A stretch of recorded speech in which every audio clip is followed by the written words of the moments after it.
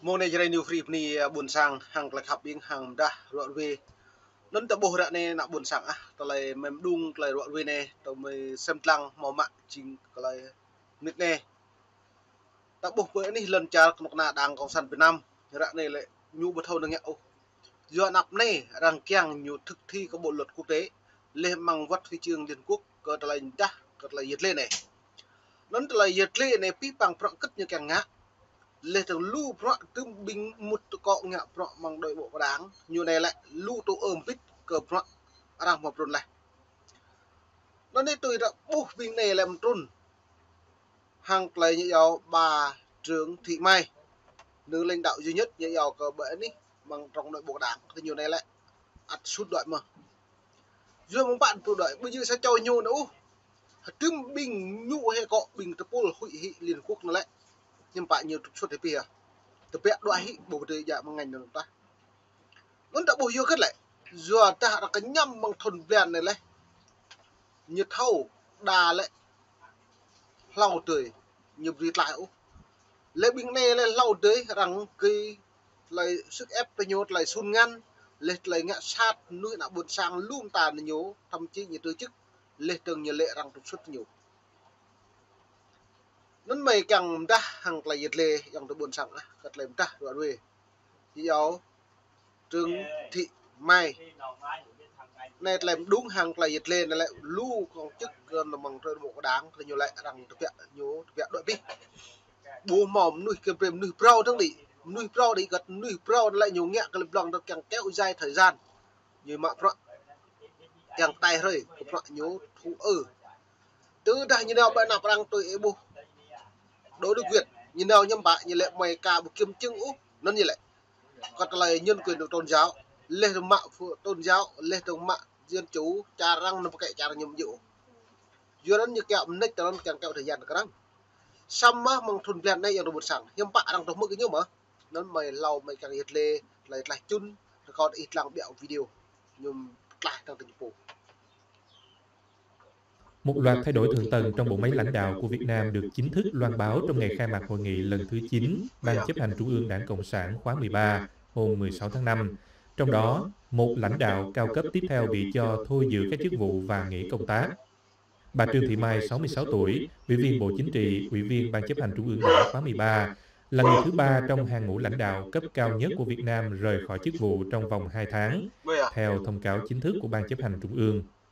Lý do được nêu ra là trong thời gian giữ cương vị Ủy viên Bộ Chính trị, Bí thư Trung ương Đảng, Trưởng ban Dân vận Trung ương, bà Mai đã có một số vi phạm khuyết điểm trong việc thực hiện quy định về những điều đảng viên không được làm, quy định về trách nhiệm nêu gương của cán bộ. Nó nước mày càng là chun với cái nào buồn sang ta hàng lại giật lên này do cất mong lâu đi bà Mai nó lại nhiều bộ mỏ bộ lại sau không nhiều xăm tru ra này là từ trước là bột lại sau giờ nó nhiều tươm áp đặt cơ lại giật lê càng hàng lại khảo cự mệt vả rồi là pi bằng đang cầu sản nhầm chạy lâu như từ trước lại càng lui prọ rằng là nhiều lại nhiệt tươm po này sau xuân ngăn po này sau lại sĩ trầm của nam po này sau lại lập engine po tôi lại càng tươm nó càng màu cái cỡ cái nhiều đôi xăm pi bằng prọ bây giờ là nó lại nhiều từ trước nó lại vừa đã hàng bằng trò đội bộ đảng cái nhiều phố lên nhật thâu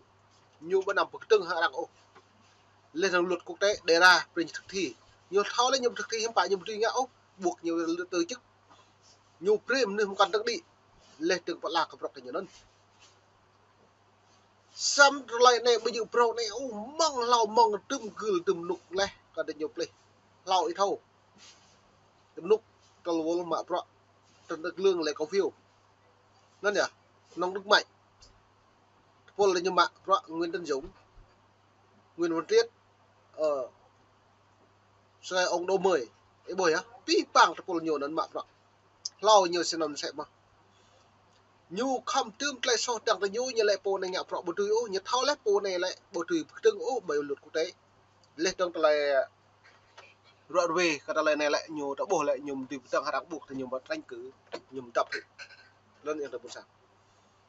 do cái lẽ do ta pi bằng pro hàng lại luật quốc tế nhiều từ tương ô do nó những ngạm nách nó cả nhiều càng mạm nhiều con trong này đi bên lại càng kéo dài thời gian cơ pro mạng hàng trả buồn cùng lại nằm bị pro này ở suy lao nằm tròn lại tùm một nút tùm cừn lại ta bộ nó mày phải sập lăng lại lên này bộ đảng viên, gây ảnh hưởng đến uy tín của đảng và cá nhân. Bà Mai là nhân vật lãnh đạo cao thứ 5 sau tứ trụ là Tổng Bí thư, Chủ tịch nước, Thủ tướng và Chủ tịch Quốc hội. Bà cũng là nữ lãnh đạo duy nhất trong Bộ Chính trị và từng được dự đoán là một trong những ứng cử viên tiềm năng cho chức Tổng Bí thư thay thế ông Nguyễn Phú Trọng. Những thay đổi ở cấp cao nhất diễn ra sau nhiều tuần biến động chính trị, trong đó Chủ tịch Quốc hội và Chủ tịch nước đều từ chức vì những cáo buộc vi phạm quy định về những điều đảng viên không được làm và chịu trách nhiệm người đứng đầu giữa bối cảnh chiến dịch chống tham nhũng leo thang. Trong ngày khai mạc hội nghị Trung ương 9, nó nhớ trong ngày khai mạc Trung ương 9 là lại đạo bộ nhiều lại chừng dần tách pi bảng do đặt lại tách pi bảng một cách như túi hàng lành tách ta là những ngã lư đặt cái bộ trong bộ sản nên đạo bộ hiếm bạn lại đảng cộng sản như đồ chập bây giờ đồ chập nhiều play tôi nhiều mạng bình lúc là mạng bình nuôi pro để cả họ là hiện luật bình nó nhớ vừa thực trưng lệ hàng luật quốc tế lệ trong lúc ta là nhiều mạng pro hàng lại đã đập hệ lại thế nhiều trọng trên phố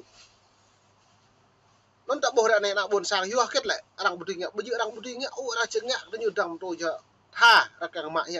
nhập cái đi xăm nhiều bể bình than nào nhiều bể bình sẽ đai nó nào hiếm bạn bạn học đi lại y miêu kê bây giờ pro này ô xui này xăm tạo một niệm đang trong mơ cái lời nhớ lịch sẽ đai bật đập đi tha tôi bảo này ra đây là càng tươm hàng lại nhiệt lệ bố này dòng tôi buồn sang cái này rạo về lời con nạ đang cộng sản Việt Nam nhớ bố tùy tránh cờ pro hàng là buồn cùng ô giờ ta rằng kita hay mong lau đi rằng màu cốt mọc như lẽ rằng màu tươm lẽ cái tết riết là nhủ một đầu như rằng về nhật thi một đầu như plot thôn tôi đang bằng plot thôn như một thực thi các bộ luật là lại nhân quyền với tôn giáo người bản địa là người thuộc địa là lại mang plot thôn là nhiều pi lẽ plot thôn luôn sam rim nào là nhiều là kỹ so kỹ định kỳ là tự do tôn giáo tự do tín ngưỡng tự do báo chí tự do thông tin tự do lập hội như màu như kỹ pi rim plan rim thôn như là kỹ sam ra trăm năm plot thôn như một thực thi cái lời đồn như bạn nhiều chiến lược như là còn tôi ra đây bạn đã bộ 2024 này đang trong nhiều chiến lược còn này đang bộ được cơn cái nhiều play thay đổi này thay đổi thiếu khá đại như lui hippie đang như ăn được rằng mà bọn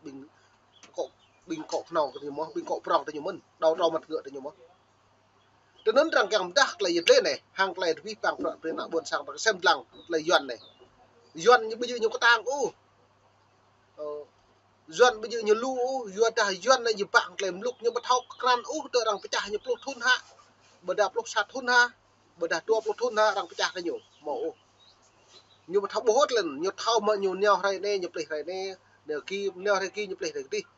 tôi bị ra đây trong nó bộ đang nhiều dấu để hội chiến như này đang càng thực thi cái nhà hàng mạo phật thì nhiều á xăm những bạn nhiều lui hít bên luôn nhiều bạn bên quan tầng vừa mạng bên quan những bạn lại bình trà mỹ bình quốc hội bình trong hội liên hợp quốc lên tầng cái nhà thao mở phật cái này gặp thao mở phật nhiều của mình nó nữa nhiều kết đi nhiều xăm ra là non lệ nhiều quá mơ hồ lấy dần như lệ đang mò chờ đợi đang lệ lẽ phi phạm phật thời gian không chờ đợi một ai luôn đấy dưới nó này lại đang mạo phật bây giờ đang lăng nó nhũ đang thâu hay buông lên phi phạm nhiều đồng từ đấy nhiều của mình lại nhũ nhạt lại từ nhũ bầu trời lớn nhất như lệ mẫu nó ta lại này lại rằng tôm plum rằng ta đi rằng thứ là phi phạm phật nhầm trạch tôi nghe trạch tôi đi trả tôi đem trả tôi đi tôi đã này bộ hàng hóa cái nhũ Việt Nam hàng này ít trả mỹ đi o ạt làm nhớ cất đi là nhiều mạng Trung Quốc mạng trong cái nằm Trung Quốc xăm cao bật thấu hàng hóa như này mừng niềm nằm rằng liệt kê một danh sách nhóm bạn thực thi dự luật của quốc tế mà lệ trường trong cái năm xuân xuất nhà mẹ mới nhú mà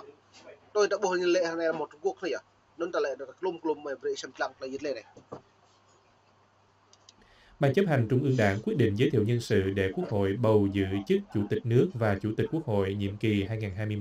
2021-2026 là hai vị trí đang bỏ trống sau khi Chủ tịch nước Võ Văn Thưởng và Chủ tịch Quốc hội Vương Đình Huệ rời đi. Quốc hội dự kiến sẽ bỏ phiếu về những vấn đề này trong phiên họp thường lệ bắt đầu vào thứ Hai, cùng với 4 thành viên của Bộ Chính trị. Thêm một loạt cựu quan chức cao cấp của Việt Nam đối mặt với các hình thức kỷ luật của Đảng Cộng sản vì điều được nói là những sai phạm nghiêm trọng xảy ra trong khi họ đương nhiệm. Ông Lê Thanh Hải, nguyên Ủy viên Bộ Chính trị và nguyên Bí thư Thành ủy Thành phố Hồ Chí Minh, bị cách hết tất cả chức vụ trong đảng, trong khi ông Mai Tiến Dũng, nguyên Bộ trưởng Chủ nhiệm Văn phòng Chính phủ, và ông Dương Văn Thái, nguyên Bí thư Tỉnh ủy Bắc Giang, bị khai trừ ra khỏi đảng.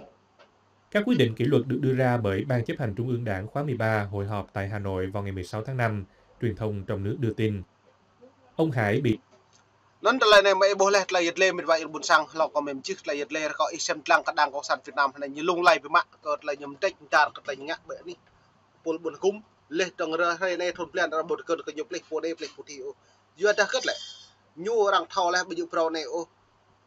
chuyên cô đích ko le non talai ngak po bay rang se yaw ma pro ka nyam ko talai so nyu ple hi po nam pre po de lên nào tôi đang kêu hẹp hiếm pat hẹp po ne mo chữ quyền bằng đảng ta le ma po de ma pro tu pun bro di bro hiểm pak thau le như pemain non sam tlai de le ta sem tlang tlai rung tu nyu po hang ra ne ma thon ban ne ta bu sem tlang ni bun sang khap